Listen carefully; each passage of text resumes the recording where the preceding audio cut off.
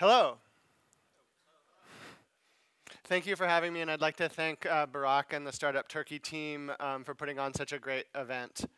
I think I came here 3 years ago, or at least to a startup Istanbul, and really enjoyed myself.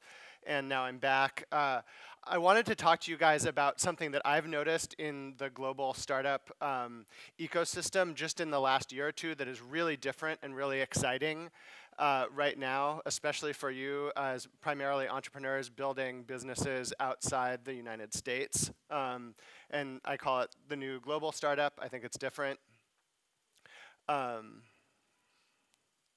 Let's see, so just a little bit about me first to start. I'm an independent angel investor based in San Francisco. As Bill said, I spent the last 4 years as one of the senior investment partners at 500 startups based in San Francisco. The first company I invested in personally is worth $1 billion now. And before I became an investor, I helped start an enterprise software company that sold last year for $150 million. And most importantly, I have a 15-month-old daughter named Astrid, who is the best thing in the world. That's mostly about me. So especially from my time at 500 startups, I've spent several years going all over the world finding some of the best companies, the best new startup companies and entrepreneurs. And what I mostly have seen is people building companies for their own region, and then people thinking about how to take that global and how to build a truly world-class company and come to San Francisco, come to Silicon Valley, and build their company there. You don't have to do that anymore. So this is my general thesis that in 2019, geography is obsolete in 2019, and this didn't used to be the case. It used to be the case that from the 1950s to the 1960s, 70s, 80s, even the 90s, all venture capital, all technology startups, what we think of as technology startups, were based in Silicon Valley almost exclusively. In the last 10 or 15 years, new startup hubs like Istanbul, like London, even within the United States, like New York or Seattle, have started to build small ecosystems with angel investors and VC firms and startups. But the market for startups really was bifurcated into two different, really completely two different industries. So startups in Turkey just wouldn't be the same as a startup in Silicon Valley. It would be entrepreneurs often pursuing, with a few exceptions, something that was local, something that was like a little bit smaller, that you could find investors and you could start a web-based software business.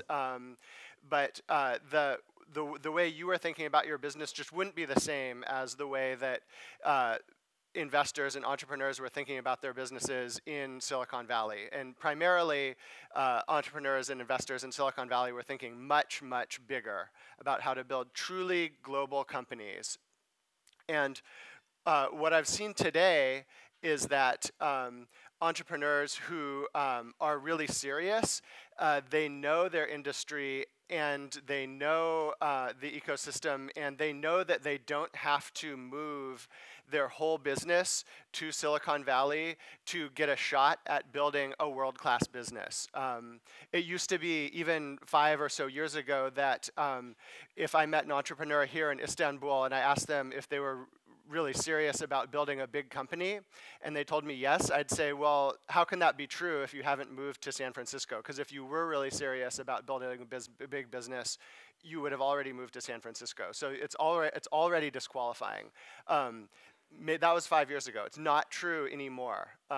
Now some of the best entrepreneurs in the world know that they have particular advantages building companies outside of Silicon Valley, but using Silicon Valley and using San Francisco just for what they're best at, and using Turkey for what it's best at, using other cities in the United States for what it's best at, using India for what it's best at, using the Philippines for what it's best at. So these are just 4 companies that are really important right now in general in software and in startups. that I wanted to talk about, that all of these companies, I consider Silicon Valley companies just because they're big, and most of them are public now. Zoom just went public. But Zoom is the #1 new video conferencing startup that just went public a week or two ago.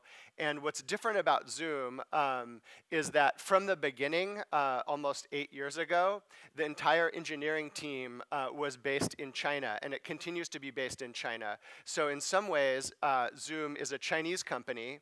The headquarters is in Silicon Valley, so in some ways it's a Silicon Valley company. It raised venture capital from Silicon Valley VCs, so in that way it's true. They don't have any intention to move engineering out of China. And one reason why this has worked out really well for Zoom is that just the pure engineering of video conferencing, the technology, is really labor intensive. It takes a lot of engineers, a lot of time making a lot of small optimizations and improvements so that the video stream with lots of people works as flawlessly as it does. And frankly, if you had fewer engineers in fewer years because they wanted to base their engineering in Silicon Valley where it was very expensive, the product probably wouldn't be as good. So their product is better because they're building it in China, and they continue to. Zendesk is an older company that went public a few years ago, but Zendesk is an example where their headquarters has moved at the different stage of the company in several different places. It started out in Copenhagen in Denmark as a seed stage company because that's where the founders were. When they raised their Series A round, then they moved to Boston because that's where their Series A investor was. And then when they got bigger than that, and then they moved to Silicon Valley, where they actually remain but continue to have operations all over the world, including in Denmark. And so it's not a company that we think of as a Danish company. It's not a company we think of as a Boston-based company. It's just a company that we think of as a pretty massive winner in the technology space. More recently, there's a company called UiPath that is probably the leading startup in RPA, or robotic process automation, right now, that most recently raised money at a valuation of $3.5 billion. And this company is based both in New York and Romania, started by Romanian entrepreneurs. And similar to Zoom, they've been able to build a really large team in Romania, and they would not have been able to build such a big business with so much engineering surface area in their product had the entrepreneur just moved to Silicon Valley after starting the company. Probably one of the major reasons for UiPath's success and their multi-billion-dollar valuation is, frankly, that they are mainly based in Romania, where they can build automation processes and build their bots for much cheaper with way more engineers. Outreach is a company that's a new unicorn that I'm personally an investor in. This is the sort of United States version of a new global startup, where the headquarters of the company is in Seattle, Washington, and the sales organization is in a university town in Pennsylvania called College Station. And the sales and engineering and the marketing is in San Francisco. The VP of marketing sits in San Francisco, and they will always be a multi-geography company where they have the best sales pipeline in Pennsylvania, they have this best sort of engineering pipeline in Seattle, and they have the best marketing pipeline in San Francisco. And in a SaaS business today, like almost any of these, or like Zoom and Outreach and Zendesk certainly, SaaS companies are very intensive on sales and marketing, and SaaS is very competitive, and so requires a lot of engineers to keep building new features year in, year out. Even when they're already successful, there's a feature backlog a mile long, and because it's so competitive, you can't afford to hire an unlimited, hundreds or thousands of sales reps all in Silicon Valley. And you can't even afford to hire hundreds of engineers in Silicon Valley unless you are Google or Facebook. Pretty much only Google or Facebook can hire unlimited engineers in Silicon Valley. So these are all just global companies that show that the best thing to do in 2019 is not to base entirely your company in Silicon Valley, but just when you need financing, when you need a few key executive hires that have been through billion-dollar companies before, which mostly exists in Silicon Valley, you can sort of just parachute in, take a flight, meet the candidates there, and then fly out and come back to your headquarters where it's a lot cheaper. And this is new, and I think this is amazing, that now in 2019, winners can come from anywhere, even in the US market, where it seems like today, this may or may not end up being actually true, but that the next big social platform after Facebook and Twitter and maybe even Snap to some extent in the USA is a Chinese company with this product TikTok. The company is called ByteDance, evolved from a purchase of a company called Musical.ly, which was based in the US. And it's shocking to me now that a winning social product in the US can be based in China. I think for several years, experts have said that in East Asia is maybe ahead in terms of some social products from the US, but I didn't really believe that then the winner in the US could be a Chinese product. But this could be true, and this would be a really amazing watershed within the universe and the history, like truly the whole history of technology startups and venture capital. And the next big SaaS company could come from Turkey. And one of the main things I want you to get out of this talk here and your experience here at Startup Turkey is to really think large and think globally. And so if you're not thinking that your company could be a next global winner in the way that UiPath came from Romania or TikTok is from China, then I think you're not thinking right and you're not thinking big enough, because like you heard in the previous presentation, the odds of being successful in a startup are very small. The odds of venture capital is very small. And so if you do happen to succeed, you might as well succeed with a really big idea. This is just a more detailed example of another company that's even earlier stage. This is a Series A stage company that I'm personally an investor in as well. And Shift is the leading platform for corporate relocation. And the HQ is in San Francisco, but the engineering is entirely in Serbia. The customer service is entirely in Serbia. Their investors there are some investors in the Bay Area, but their major investors are in Miami, which is crazy, and I would have never thought of that even a couple of years ago. And then the CEO flies Turkish Airways every single month to Serbia and spends half his time there, and we'll continue to do this for the duration of the company. So this is an example of a company that the entire business model depends on being global and being geographically agnostic, even though the CEO lives in San Francisco right now. And that's what's changed, that's what's new. You don't have to just relocate your company entirely to the valley. And in fact, if you tried to do that, the business model probably wouldn't work out, because the costs, you'd never be profitable, the costs would just be too high. And the reason for this is just that Silicon Valley is too expensive. In the state of California in the last year, there's actually a net migration out of the state of California to other states in the United States. And we've been a victim of our own success.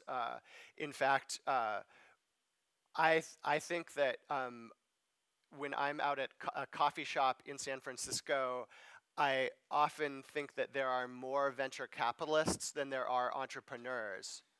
Um, Everyone has a fund or is a scout for a fund. And so what Silicon Valley has become to me is a place for capital formation, which is why I live there. I don't think it's the best place to start a world-class company. Well, it might be, but it's definitely the best place to capitalize one. And so it's worth flying the direct flight from Istanbul to San Francisco when you want to raise money, but you don't have to move there. And because it's become so expensive, it's given this opportunity to entrepreneurs all over the world to build the next wave of world-class businesses. Because there's nowhere else like it. So you have to come. I think it's a mistake, and I think these sort of secondary or tertiary startup ecosystems and hubs around the world, it's a mistake to try to just duplicate Silicon Valley and try to compete with Silicon Valley. I think the right thing to do is to determine what your hub can be the best in the world at.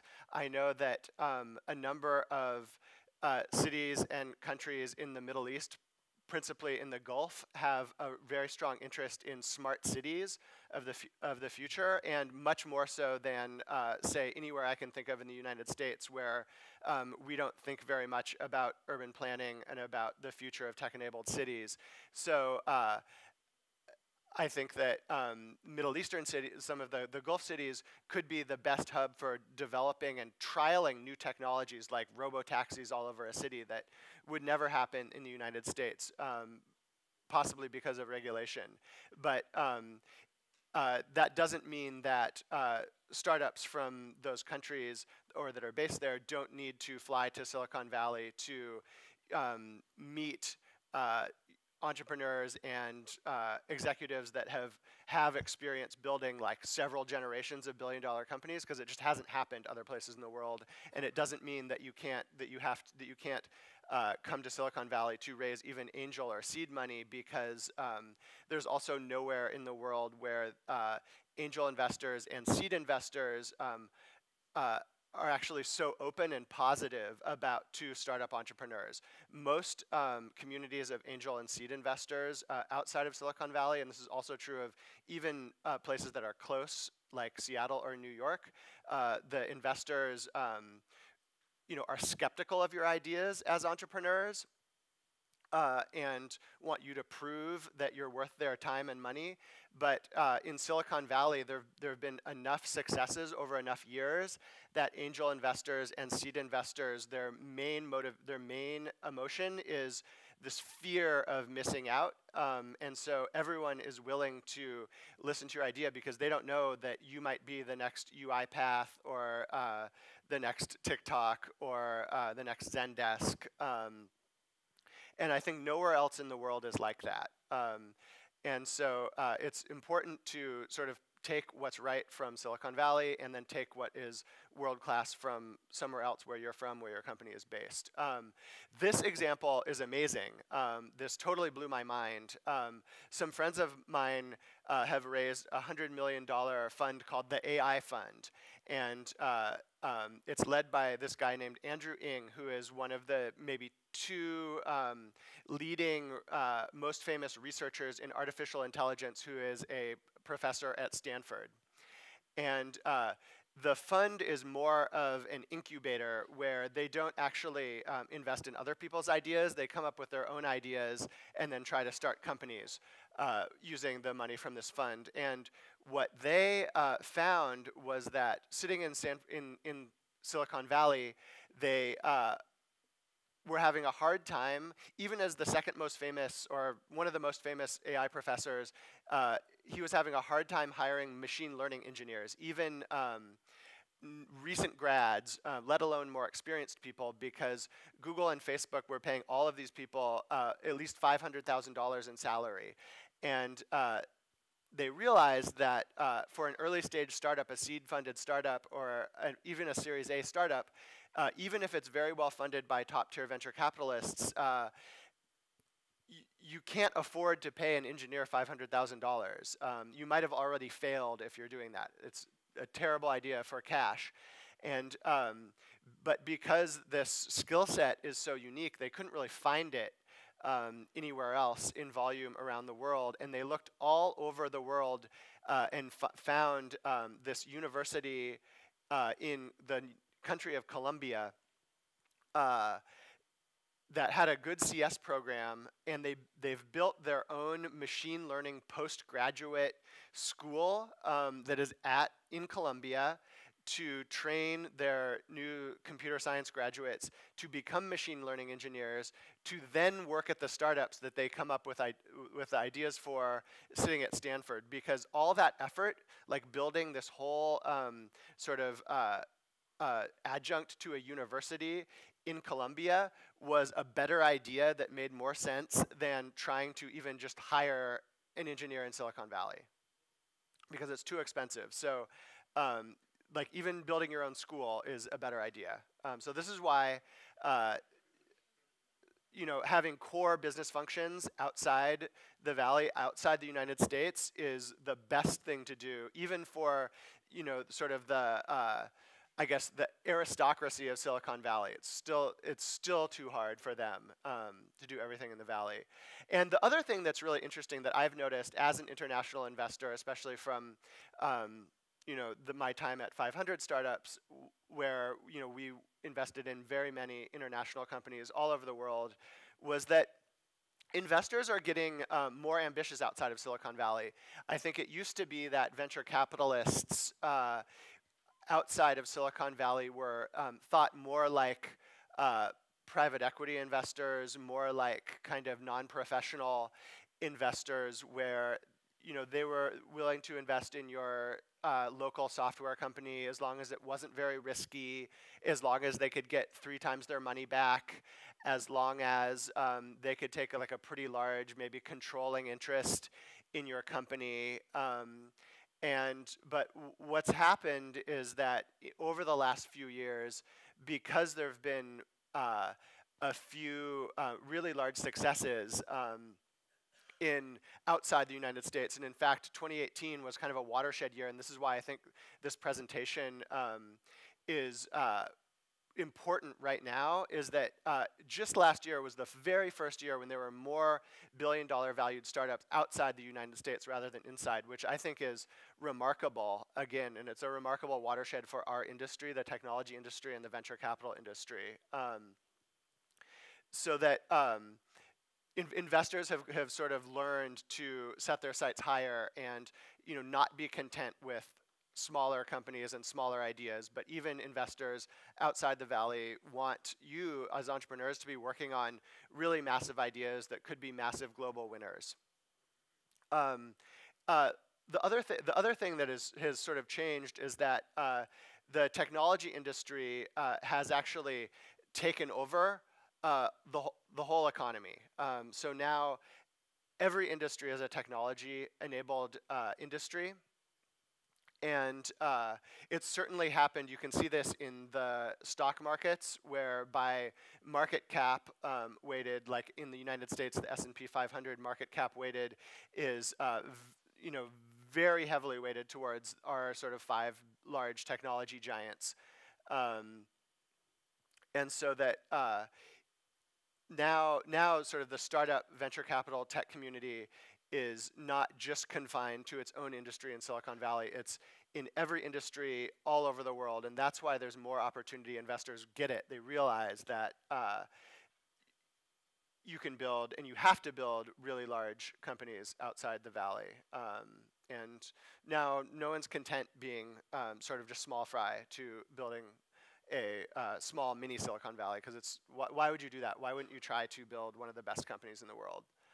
And so I've mentioned a couple of these sort of trends and drivers. What's happening is there's this startup knowledge diaspora, and I think this is really interesting. And you just heard right in the presentation before this about things like the business model canvas and things about sort of running experiments to validate your product market fit and the market demand.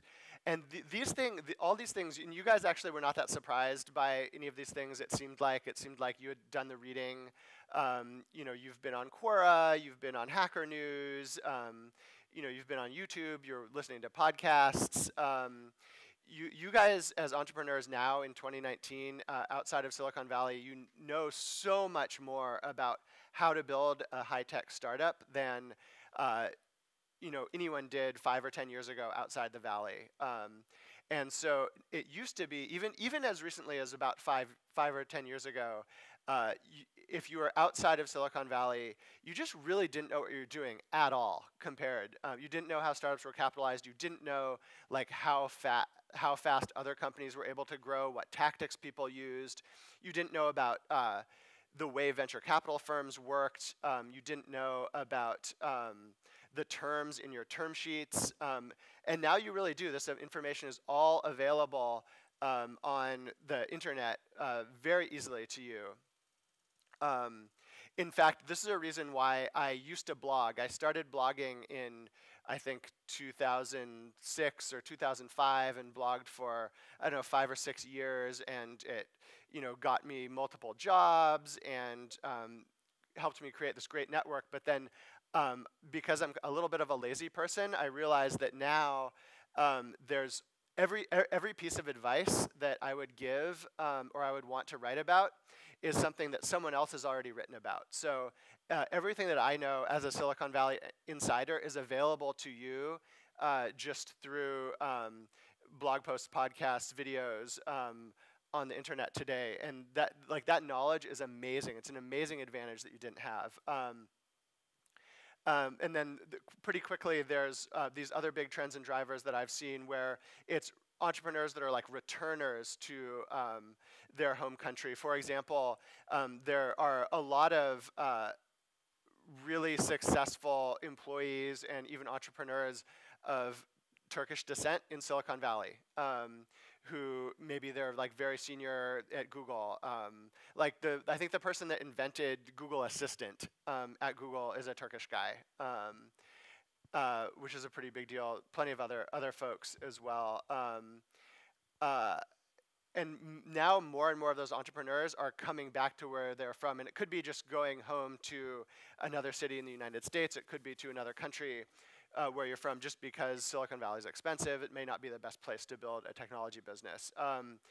Second, this sort of like digital nomadism has become really easy these days and more, common, where even there are like nomadic companies. Like there's a company called Buffer you might have heard of that has like no fixed office, where literally every employee is remote. This is true of also WordPress. Every employee is remote. They can work wherever they want. This didn't used to be very common. Now it's becoming increasingly more common. Offshoring, there's more places around the world have developed these like real expertises in different things. There's world-class entrepreneurs, or world-class, engineers in many places around the world. It could be Romania, it could be Turkey, it could be the Ukraine, it could be India. Even in the Philippines, there's world-class customer support and customer success that turns out is very important for SaaS businesses. And even in countries like the Philippines that historically have been sort of focused on customer support, there's actually a lot of great engineers now too, and companies that started by offshoring, like sort of US companies that might have started offshoring just sort of lower paid functions like customer support are now offshoring engineering and other things in the Philippines. Like one example is this home services unicorn company called Thumbtack in the United States employs over 1,000 employees in the Philippines. Started off with customer service, and then they had such a good experience, they kept wanting to hire higher and higher level employees there, both in engineering and then in product management, and doing as much as possible in the Philippines. Also, tools like Zoom and Slack just allow remote teams to stay in close coordination in a way that it was much more difficult to do in the past. And I think what's really important is just these like sort of budget airfares and more direct flights. I flew here yesterday from San Francisco on a direct flight on Turkish Airlines, and my friend that I've invested in at Shift does that same thing every month, flies the same flight to go to Serbia, and it's really important because even though you can do a lot remote, you still want to get people together in person. It's very important. And some of these direct flights just didn't exist a couple of years ago. Like, I don't know how old the Turkish direct flight between San Francisco and Istanbul is, but it's not. I don't think it's that old, but I think it's important. And then I've talked a bunch about cost. It's extremely expensive in San Francisco, and Silicon Valley and everywhere else in the world is much cheaper. And so these are the things that are sort of driving this sort of new global startup that is not a Turkish startup or a Chinese startup or a Filipino startup, but just a global startup that is trying to be a world-class company that has operations all over the world. And so I think I have some recommendations that are kind of important. So number one is I think that now you as global, as sort of global entrepreneurs, you have a responsibility to be more informed and more educated about what the state of the art in Silicon Valley is. And I think in previous years, and this is something that frankly, overall, you, and by you I mean entrepreneurs outside of Silicon Valley, historically haven't done a good enough job on and haven't had to do a good enough job on, is that often you've been thinking about building a local company for your home market. And so it's less important to you what the best entrepreneurs in the world are doing in Silicon Valley. But now that's not true, because now you're building a global company, and it's harder to stay up to date on sort of the best companies in Silicon Valley if you're not there, but you can. For example, right now in sort of startups and venture capital, there are sort of 5 or 6 companies in the design management space, like Sketch, like Figma, that are raising a ton of money to become the winner in the way that Slack or maybe Zendesk could be like category winners. There's this race right now in venture capital to fund the winner for design management, and there's some of these companies are based in Silicon Valley, but some are not.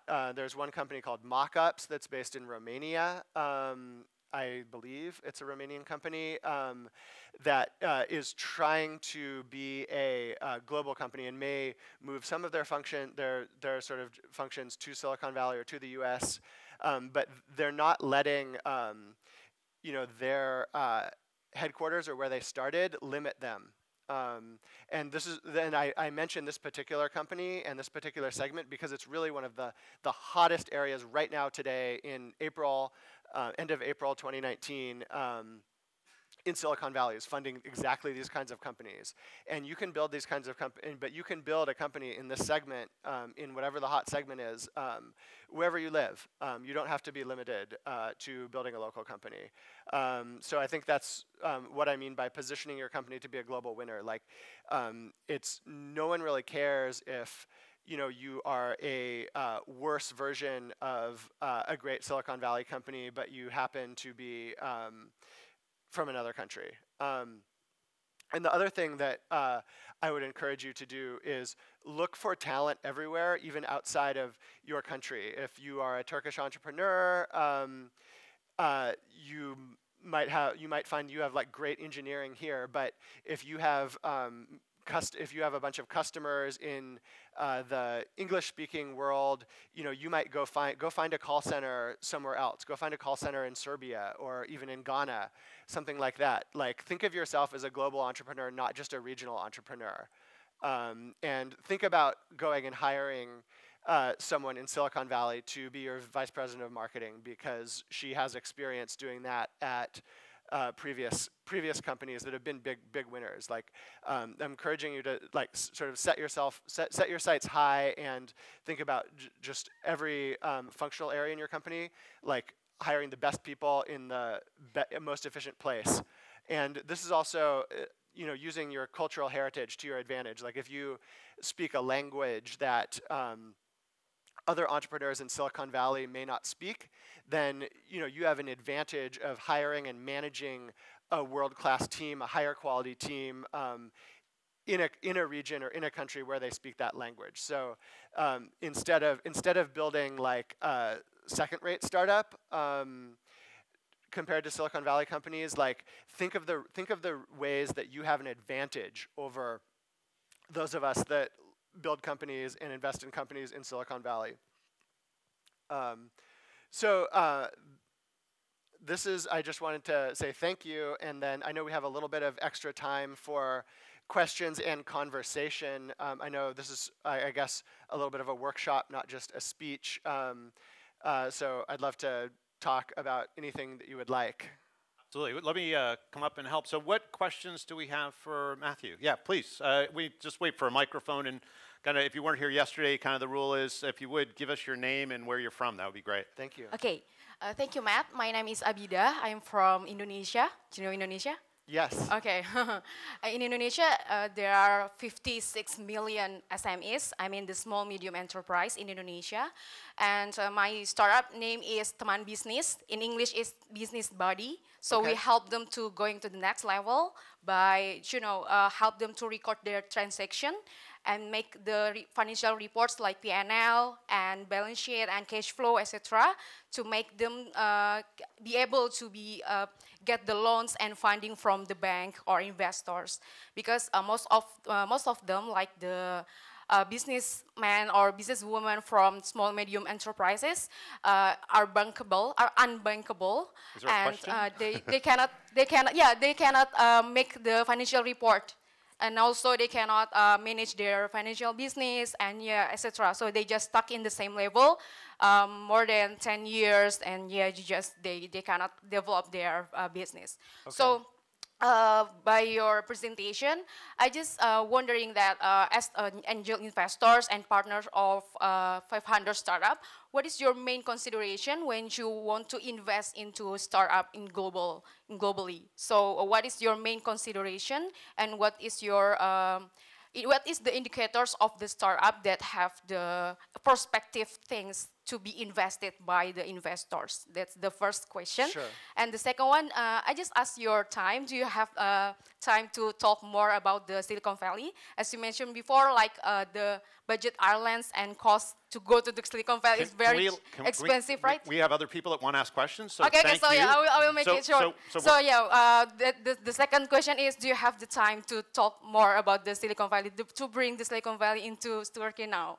Sure, Okay. yeah. So I think last question first. Yeah. I think Thank you later. so much. I think later today we have open mentorship hours, Yeah. and so you have more opportunity to have sort of one-on-one conversations with me and other folks.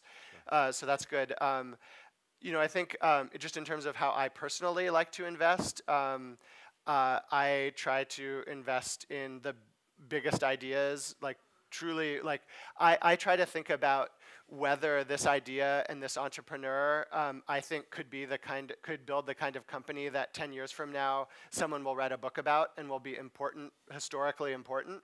And so that's fairly simple, but it's actually hard, and I try and think about that. Because there's lots of companies, even successful ones, that are not historically important, that no one remembers 10 years from now, even if their founder made like $50 million. Like, people won't remember them. I think specifically to your question about startups like yours in Indonesia and in Southeast Asia, I think what I look at, I actually think Southeast Asia is a really interesting market to invest in, and a good one to invest in as a venture capitalist, because most of the best companies are regional. So for example, as a Silicon Valley investor, it's hard and it's historically been difficult for us to invest in China. Or even in Japan, because the companies are just like, even though the markets are really big, the companies are very specific to that market, and they're never internationalized, and partially because they don't need to be, because the market's big enough. But it just makes it difficult for us to invest in them because we don't understand those markets. But Southeast Asian companies, like the big ones like the ride shares like Gojek and Grab, they are regional companies, and they often will have like a significant presence in like Singapore for like executives, and presence in Malaysia and Indonesia, and being forced to go international, I think relatively early, forces you to create sort of a higher quality startup that has more potential to go. So someone like me can maybe get a sense that you have the potential to go global earlier because you're forced to. Cool. Let's see, maybe a question from this side. All right, let's get the microphone to this gentleman. Super, thank you. Hi. Hi, my name is Maruf and I'm from Denmark. So question is, you mentioned that there are different hubs around the world. There's Silicon Valley, there's Turkey, there's other countries. And you also mentioned that, in your opinion, you would prefer that other countries, instead of competing with Silicon Valley, if they focused on what they do best. Can you give us an example? What do you mean by that? Elaborate. Yeah. So if you think about the technology industry in Silicon Valley, it's like this set of layers, like a stack, like a technology stack, where you have each stage of investor, angel, Series A investors, growth stage investors. You have like layer of engineers. You have like layer of marketers, layer of like salespeople. You have like real estate tech offices. And there's this whole stack that like comes together. You have like banks that are used to dealing with tech startups, which isn't true in most of the world. And all these things kind of go together. You have research universities. All these things go together to make a really good ecosystem. And so I think up until now, a lot of hubs outside of Silicon Valley have tried to create the full stack, and they haven't been that good at kind of anything because they're trying to do everything.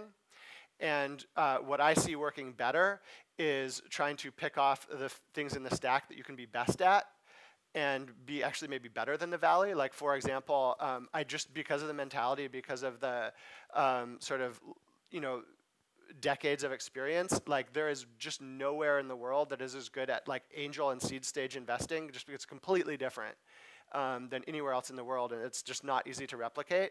But in terms of engineering hubs, like that's a no-brainer, because like I said, there's world-class engineers all over. I mentioned just because I have some personal experience, like no one is investing as much or creating an environment as interesting for like sort of smart cities and new mobility as some of the Gulf cities. So that might be a good thing to do. But like those cities are not as good for raising angel capital. They're not as good for having talent that's experienced in building like fast scaling technology businesses. So I think it's peeling layers off the stack rather than trying to just replicate everything. Cool. Let's do one more, and then why don't you go, and then we'll microphone. Yeah, excellent. And then we'll have a break after that. Hi, I'm Shah. I'm Hi. from Pakistan. So for a startup, how important is to be unique? Can we be not unique and make money, or we have to be unique? So what I believe is that any industry or market opportunity that is like really interesting will have a lot of competition, and if there isn't now, there will be. And so on one level, like ride sharing is not unique to one company. There are lots of companies that do it. And this will be true of whatever your company is as well. But on the other level, to be successful, you absolutely need to, as an entrepreneur, have at least like a unique point of view about how that market will develop, how you like build the product for the market, how you sell. You need some sort of unique point of view that gives you a competitive advantage over the other competitors offering a similar service.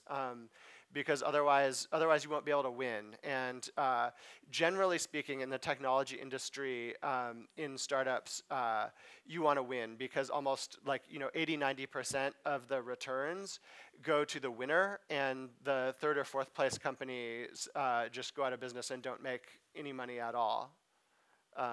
And even if you have a business that's just like a web development consultancy, of which there are and so you can make a lot of money yourself personally as an entrepreneur, but there are so many of those out in the world that if you are running that kind of company that on some level is not unique, to be successful and keep growing the business, you have to have some sort of unique spin on how you market yourself, how you present yourself to customers, which kind of customers you specialize in. That's my answer. Cool. Thank you, Matthew. This was wonderful.